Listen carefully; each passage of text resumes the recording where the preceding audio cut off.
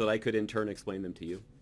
My team in lower press, Patrick Rodenbush, Katie Hill, and Brandy Hoffine, is as talented and as dedicated as any press team in this town. I begged Brandy to join this team when I first got this job, and her performance has far exceeded the sky-high recommendations I got from people all over town after I interviewed her. They are all, Katie, Brandy, and Patrick, as they say, going places. Eric Schultz is simply the best deputy that anyone in any field could ask for. He shows up early, he stays late, he's deft. That's an inside joke. He's always prepared, he's unfailingly loyal. His judgment is sought after throughout the halls of the White House, not just by me, but by various members of the senior staff. And I'm sure that will be sought after in his bright post-White House future too, including by me. When you're President of the United States, and widely regarded as among the most thoughtful and eloquent speakers on the planet, it must be hard to watch someone go on TV and speak for you. I suspect that's why when the President offered me this job, he said he wouldn't watch my briefings. But I know that he saw parts of them on those very rare occasions that he watched cable TV. And he never second-guessed me, not once. He didn't just give me the opportunity of a lifetime, he had my back every single day, and I'm grateful for it. But there is one person who contributed to my success more than anyone else, and she doesn't even work at the White House. My wife, Natalie, was 6 months pregnant with our first child when I got this job. She was home with the air conditioning repairman when the President of the United States called me into the Oval Office to offer me the job. When I got back to my desk, I saw that I had several missed calls on my cell phone from her. I quickly called her back. I told her that I was sorry that I missed her calls, but that I had the best possible excuse for missing them. Since then, she's extended to me more support and understanding than I could ever ask for, even as she was becoming the best mom any 2-year-old kid could hope for. When I missed the mark up here, she didn't hesitate to tell me about it. And when I got it right the next day, it was usually because I followed her advice. So thank you, sweetheart, for your patience, your loyalty, your counsel, and your love. Without it, I would not be standing here, and I'll never be able to make it up to you, but I look forward to spending some more time with you in Walker so that I can give it a shot. Serving as the White House press secretary under President Obama has been an incredible honor. I've had the opportunity to advocate for his vision of the country, the same vision that deeply resonated with me when I signed up to work for him in Iowa in March 2007. And while those of us who have been fortunate enough to serve him here will go on to make a difference in new ways, I take heart in knowing that all of you will still be here. I draw confidence in knowing that you are driven by the same spirit that prompted those young kids that I mentioned at the top of my briefing a couple of weeks ago to move to an Iowa town that they'd never heard of to organize support for the Obama campaign. You have the same determination as the young people who are moving to Washington, D.C. today with no job, with no contacts, and no prospects, who are hoping to work in the Trump administration. You're motivated in the same way as the career civil servants, like the ones at the Department of Education, who's trying to stretch her agency's budget to ensure as many Hispanic kids as possible can get a decent education. You have so much in common with these people because each of you and what you do every day is critical to the success of our democracy. There will be days when you'll show up to work tired. I know the same was true of those Obama organizers in Iowa. There will be days where you will feel disrespected. And I know many of the young Republican staffers who move to Washington looking for a job will feel that way at times. It's hard to pound the pavement in this town when you don't know anybody. There'll be days where you will wonder if what you're doing even makes a difference. And I know that our civil servants sometimes wonder the same thing. But I assure you, if you, the most talented, experienced, effective press corps in the world, didn't play your part in our democracy, we would all notice. Your passion for your work and its centrality to the success of our democracy is a uniquely American feature of our government.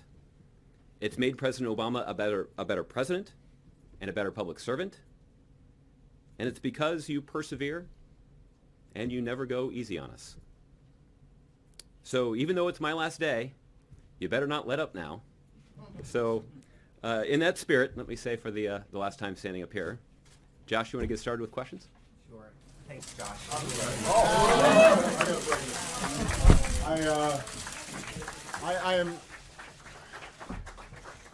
I'm not interrupting because he was saying nice things about you guys, because I largely concur. When I first met Josh Earnest, he was in Iowa. I think he was wearing jeans. He looked even younger than he was. And since my entire campaign depended on communications in Iowa, I gave him a pretty good once-over. And there are a couple things I learned about him right away. Number one, you know, he's just got that all-American matinee good-looking thing going. That's helpful, let's face it. Face made for television. Then the guy's name is Josh Earnest, which, if somebody's speaking on your behalf, is a pretty good name to have.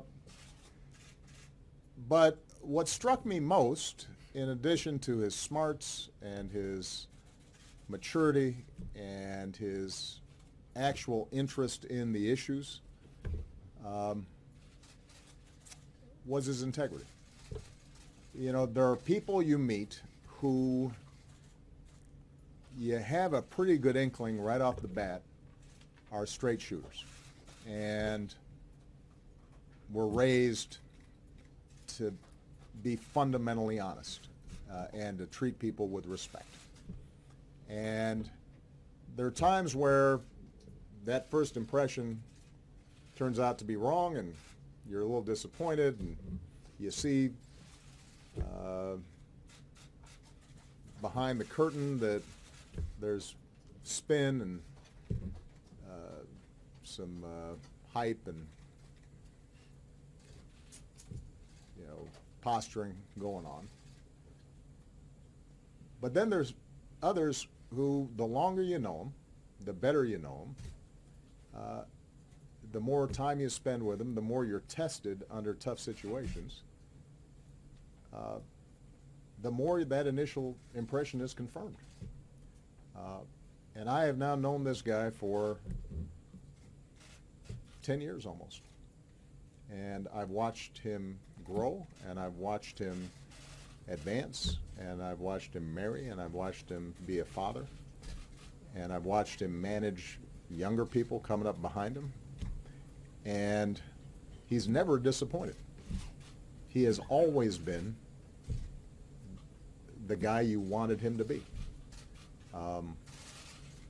And I think that, you know, if you're the President of the United States and you find out that this is the guy who has been voted the most popular press secretary ever by the White House Press Corps, that may make you a little nervous, thinking, well, maybe the guy's kind of being too solicitous towards the press. But the fact is that he was worthy of that admiration. He was tough, and he didn't always give you guys everything you wanted, but he was always prepared.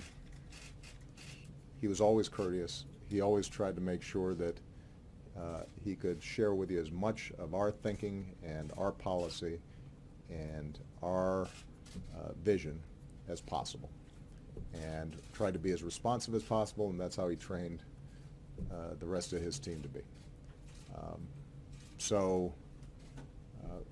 You know, of the folks that I've had the great joy and pleasure of working with over the last 10 years on this incredible journey, you know, this guy ranks as high as just about anybody I've worked with. He is not only a great press secretary, but more importantly, he is a really, really good man, and I'm really, really proud of him. So, Josh, congratulations. Thank you. Thank you.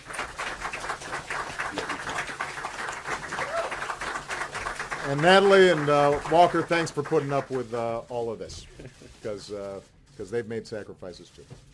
Thank you, sir. Before you go, response to Vladimir Putin. I'm going to be Where were you going on Friday?